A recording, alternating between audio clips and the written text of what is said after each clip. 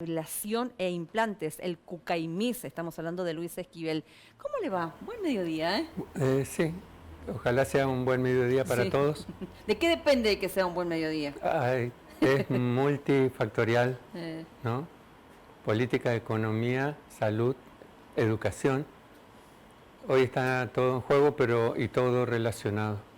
¿Usted cree que tiene que ver mucho con lo que sucede en diputados?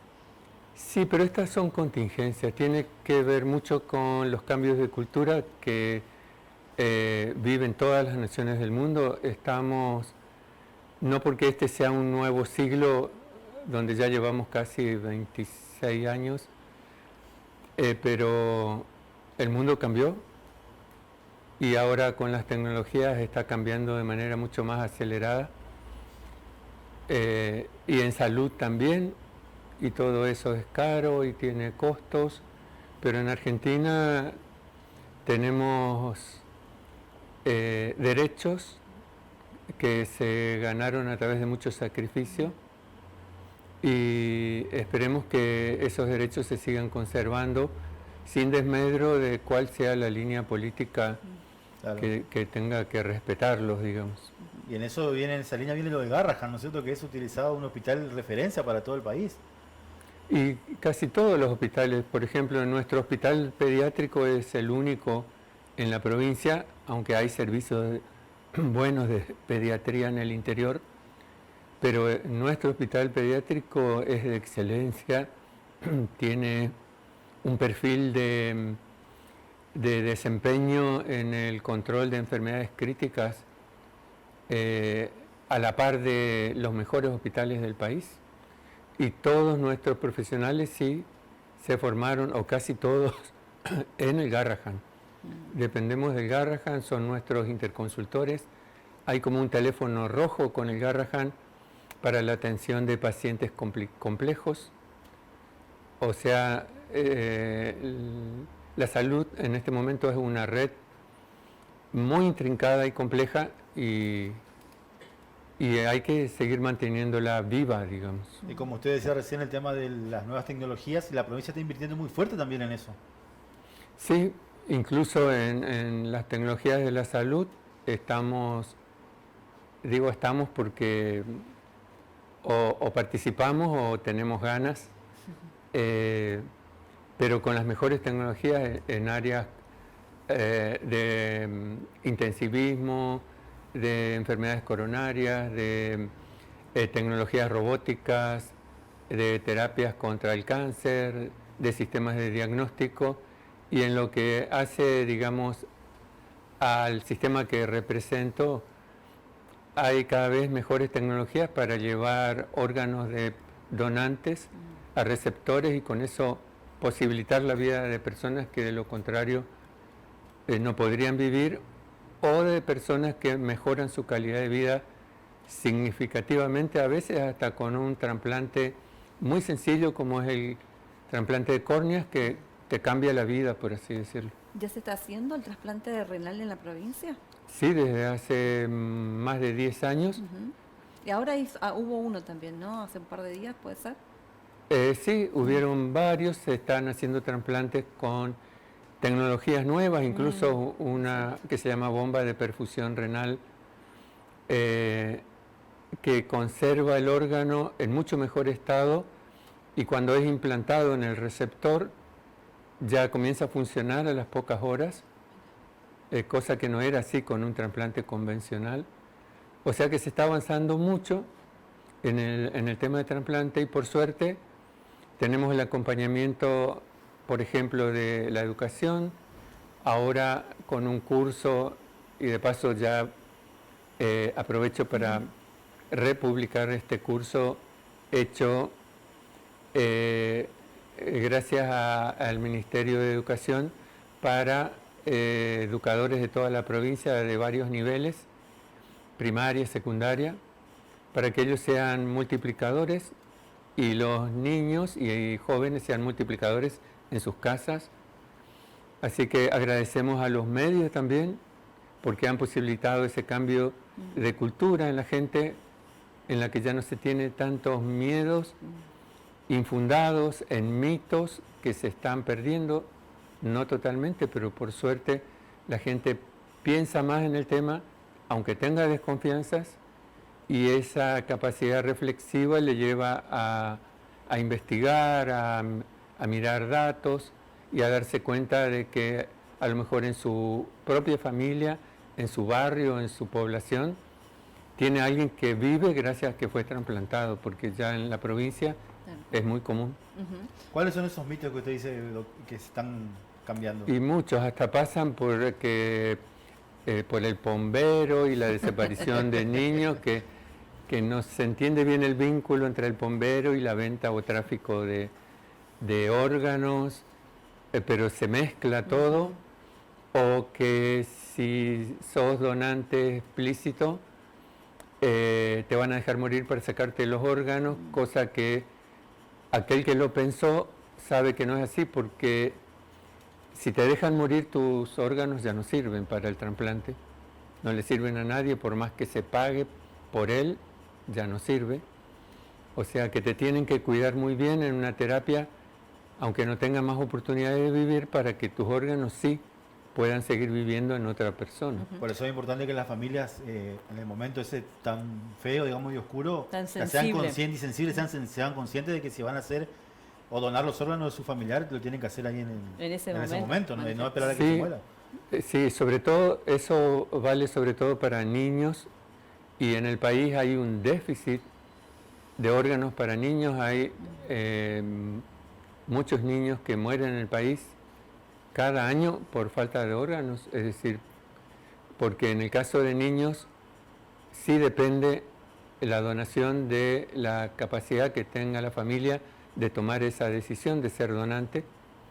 En el caso de adultos sigue siendo complicado, pero se supone que todos nosotros, si no nos expresamos en contra, somos donantes. Claro, eso cambió en la ley, ¿no? Eso cambió con la ley Justina, y en el 2018 hubo como una explosión de donaciones gracias a esa ley, que luego cayó con la pandemia y ahora se está tratando de avanzar nuevamente, pero igual en el país hay más de 7.000 personas esperando órganos y cerca de 3.000 esperando tejidos, o sea que todavía hace falta que haya una sociedad cohesiva, digamos, donde cada uno piense en el otro, y de un sistema de salud bien armado, del que podemos decir que en parte disfrutamos en la provincia de Misiones, porque nuestro sistema de salud es innovador, es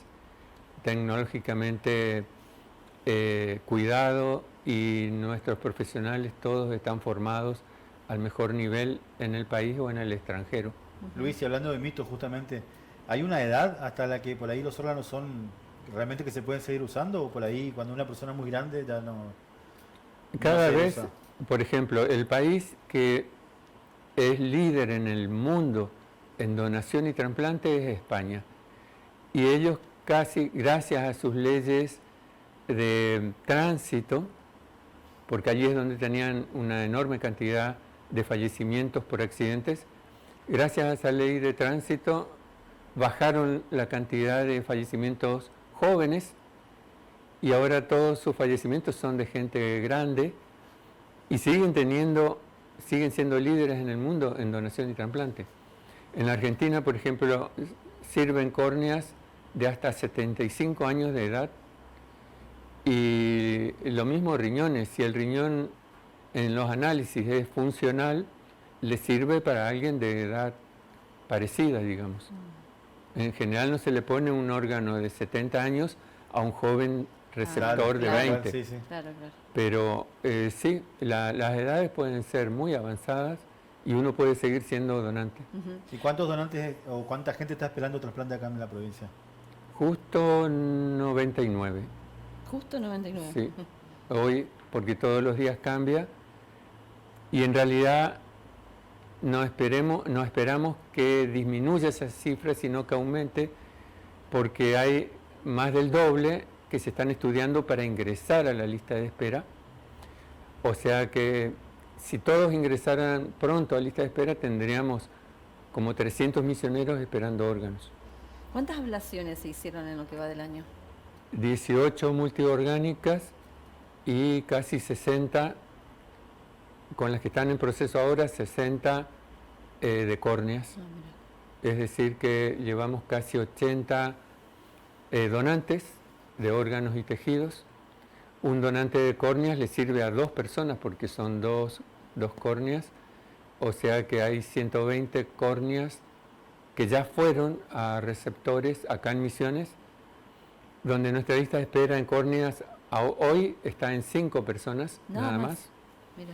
Es decir, que si en Misiones hubieron este año 10 personas en lista de espera y se produjeron 120, de las cuales muchas se descartan porque no tienen la vitalidad que se espera, pero se habrán repartido, digamos, en receptores de todo el país unas 70 córneas, 80 córneas quizás.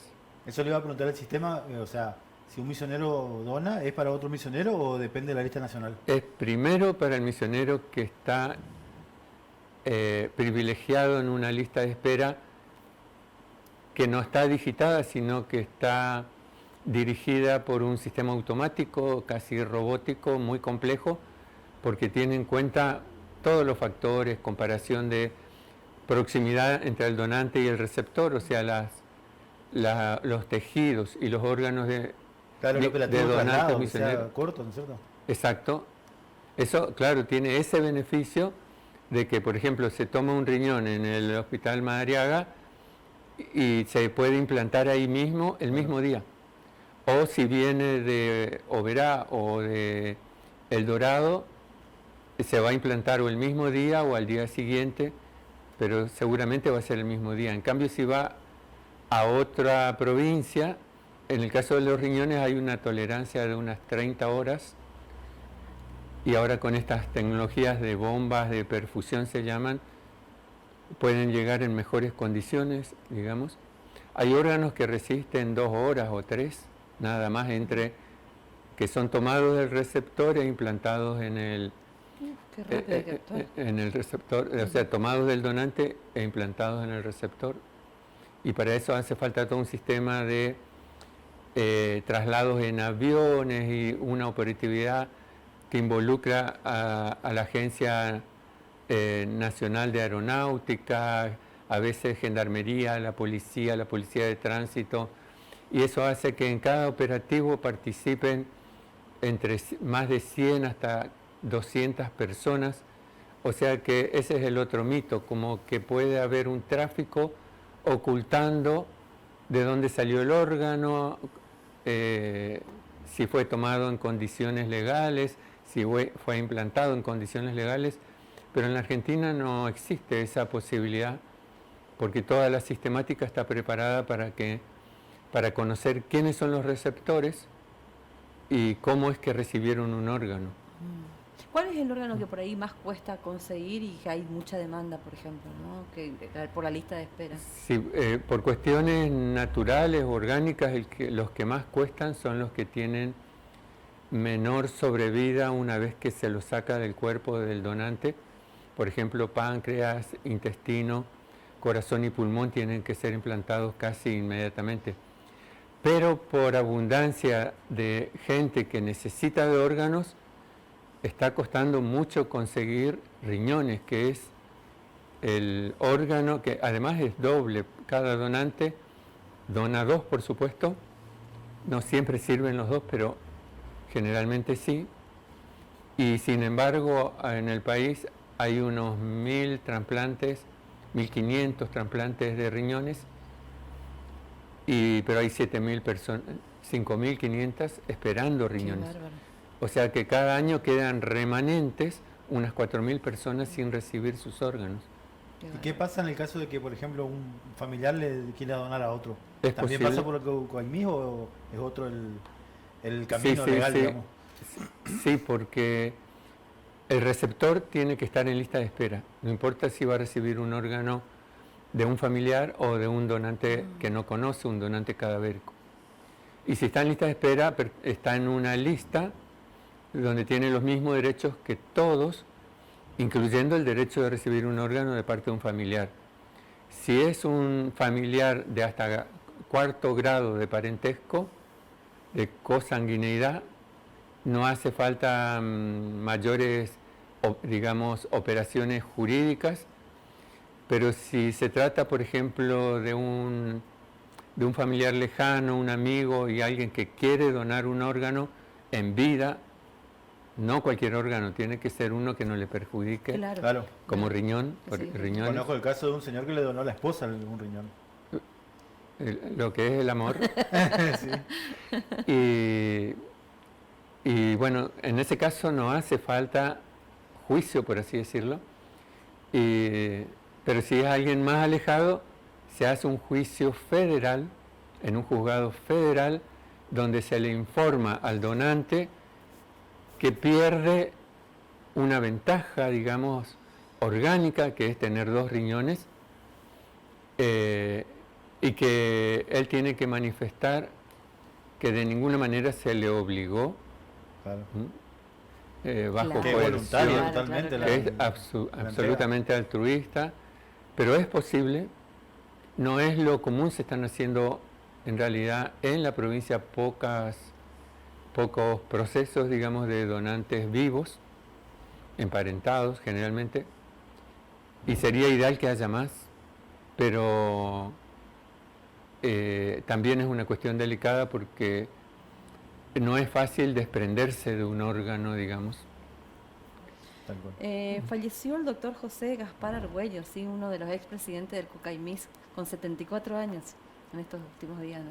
Sí, el doctor Argüello es un médico muy respetado, valorado y muy querido por su actitud humanística permanente, al mismo tiempo que científica. Él fue formador, en este caso en Incucay, formador de cirujanos de Incucay en todo el país, y acá en la provincia formó a muchos, de aquí de Posadas y del interior, y lo que recuerdan toda la gente del equipo que haya estado en contacto con él es que cuando se le informaba, a veces a cualquier hora, a veces a las 2 de la madrugada, mirá, hay un posible donante en San Vicente, él decía, bueno, vamos, incluso sin obligación, porque había otros, digamos, pero como él estaba siempre disponible y era absolutamente consciente de que un donante puede salvar una o más vidas, a veces varias vidas, y yo creo que eso convirtió a gente como él en verdaderos superhéroes, porque a los superhéroes los vemos en la televisión, pero en realidad en la vida cotidiana uno los ve y uno sabe que lo son sin total conciencia de ello, y cuando pasan estas cosas que se nos va, nos damos cuenta de que perdimos algo grande, digamos, una fortaleza social, porque gracias a él se salvaron muchas vidas en la provincia, independientemente de su propia labor profesional, porque era un cirujano que además hacía otras cosas, no solamente trabajaba para Incucay. Así que bueno, nuestros pésames para su familia y sus amigos, ¿no? Que seguramente deben lamentar su pérdida. Sí, gracias. Todos lo sentimos y lo sentimos mucho. Consideramos que fue una pérdida muy importante. Gracias por venir. Luis, usted Gracias. también es profesor, ¿no es cierto? De la Universidad Sí, Nacional bueno, de hoy Misiones. es el día de... Claro, feliz, porque a mí me dice una alumna, mi esposa, que dice que usted es su profesor en la educación especial. Ah, bueno, éxitos para su señora. Otro que está controlado con su... Sí. Sí. Gracias. No te podés escapar, te están No, mirando. me están mirando en Me controla. Gracias por venir. Gracias. Bueno, gracias.